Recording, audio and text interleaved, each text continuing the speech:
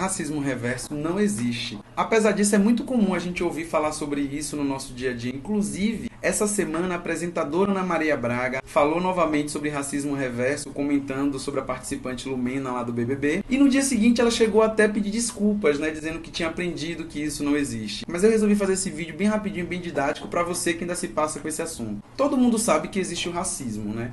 Mas muita gente ainda não entende muito bem como é que ele funciona, como é que ele opera. E as pessoas acabam levando isso para uma esfera muito individual, do comportamento dos indivíduos. E é importante que a gente entenda ele como um sistema que opera tanto com os indivíduos, mas também a despeito desses indivíduos. O que seria racismo reverso? É justamente um racismo ao contrário, praticado de negros contra brancos.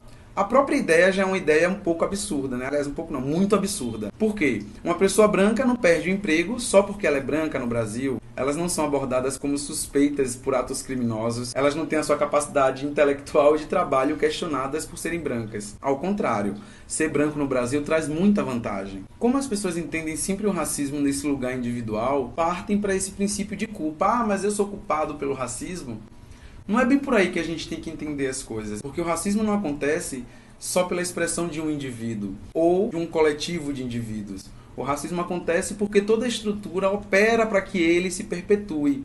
Isso é fruto de um processo histórico que eu já vou contar para vocês. Mas uma pessoa negra pode passar a vida toda sem ouvir uma ofensa racial e mesmo assim ela vai ter menos possibilidades e menos perspectivas apenas porque ela é negra. Isso porque, como se trata de uma estrutura, todas as esferas da sociedade reproduzem, sobretudo as instituições. Então o racismo não é um ato, ele é um sistema. Ele é um sistema que foi construído historicamente a partir de muitas coisas que aconteceram, de muitas distorções e falta de correções. Apesar de só existir uma raça, que é a raça humana, um tempo atrás foi criada a ideia de que existia uma raça inferior.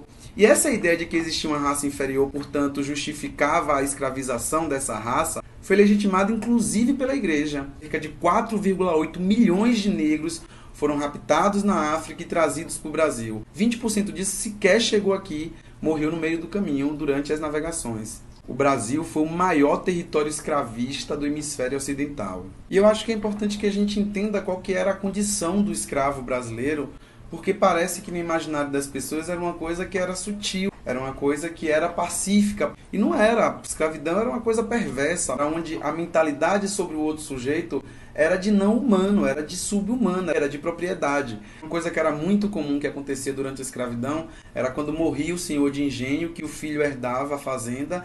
Dentre as propriedades que ele recebia, estava lá 2, 3 meio-irmãos, fruto de estupros com essas negras escravizadas. Para a gente sentir a dimensão da escravidão, é importante que a gente perceba qual que era a forma que os negros eram compreendidos e que eram tratados. Porque isso aqui vai acumular muito no processo histórico para que a gente chegue nos dias de hoje. A resistência pelo fim da escravidão no Brasil durou muito tempo. Isso culminou numa série de leis que ficaram conhecidas como leis para inglês ver, que foi a lei do ventre livre, a lei do sexagenário. Em 1872 foi realizado um censo em que mostrou uma predominância de pessoas pretas e pardas. E isso começou a mexer um pouquinho com o pensamento das elites que se formaram. Como já estava acontecendo uma série de pressões por parte da Inglaterra depois da Revolução Industrial para acabar a escravidão, os donos de engenho tiveram a ideia de trazer de fora do Brasil pessoas que pudessem ocupar vagas de trabalho que estavam surgindo naquele momento, ainda durante a escravidão.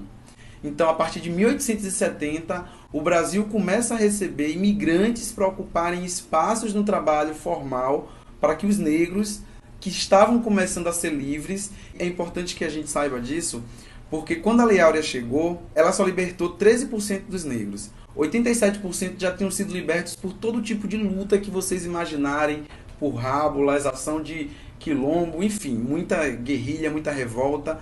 Com o passar do tempo, essa política de imigração ela é fortalecida pelo Estado brasileiro, ainda lá durante o Império, antes mesmo de Dom Pedro cair.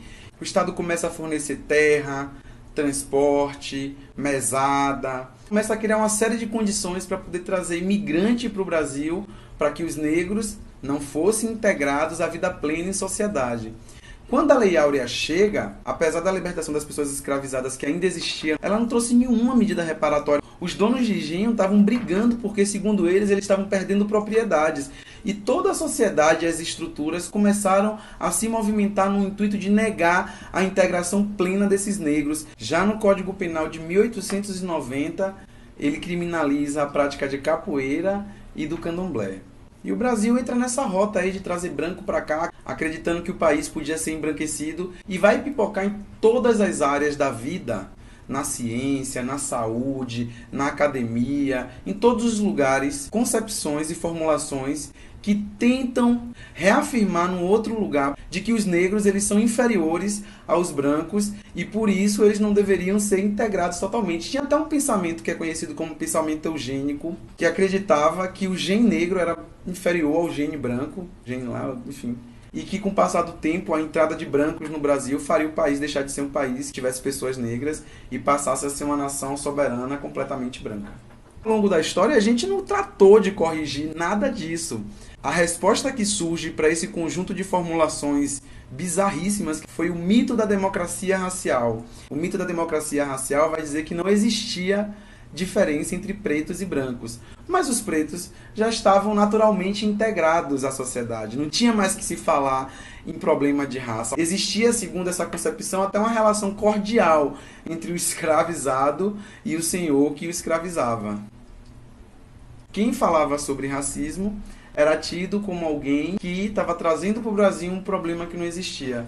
Durante a ditadura, o mito da democracia racial virou uma super política de Estado, onde qualquer pessoa que tocasse na temática racial, e assim vários pesquisadores brasileiros foram perseguidos, né, era tido como alguém que estava criando um problema que não existia. Dá pra gente perceber nitidamente assim, ao longo da história como as nossas estruturas institucionais operaram sempre no intuito de garantir com que as pessoas negras continuassem nessa condição de subalternidade. E a gente não promoveu nenhuma política que pudesse fazer com que houvesse igualdade. É desse processo histórico, com muito mais coisa que eu não contei, que surge o que a gente vivencia hoje, que a gente vai chamar de racismo. Então não se trata da culpa de um indivíduo, não se trata do comportamento de uma pessoa, se trata de um processo sistêmico que está impregnado em todos os aspectos da vida em sociedade aqui. Uma pessoa branca não precisa se sentir culpada pelo racismo, mas ela tem que entender que o racismo traz privilégios para ela. E é desses privilégios que a gente está falando, porque quando coloca uma pessoa em condição de subalternidade e a outra em condição de privilégio, a gente vai vivenciar um processo de desigualdade profunda. Então é importante que as pessoas brancas entendam esse lugar de privilégio e se tornem aliadas dessa luta para que a gente possa, de fato, construir um país mais igual, mais justo, menos violento. Entender então por que não existe racismo reverso? Para existir o racismo reverso, era preciso que houvesse toda essa complexidade histórica, institucional, sistêmica, com pessoas brancas, e ela não existiu. Então uma pessoa branca pode até ser chamada de branca azeda, de branca amarela, presenciar e vivenciar algum tipo de atos como esse que não define racismo. Racismo é uma coisa muito maior. Beleza? Se você gostou desse vídeo, meu nome é Onan, curte, compartilhe, passa pra galera aí. Vamos fazer essa ideia circular para que a gente não fique tendo que falar repetidamente de coisas, né, que são óbvias. E um beijo, valeu. Eu vou editar, espero que tenha ficado bom.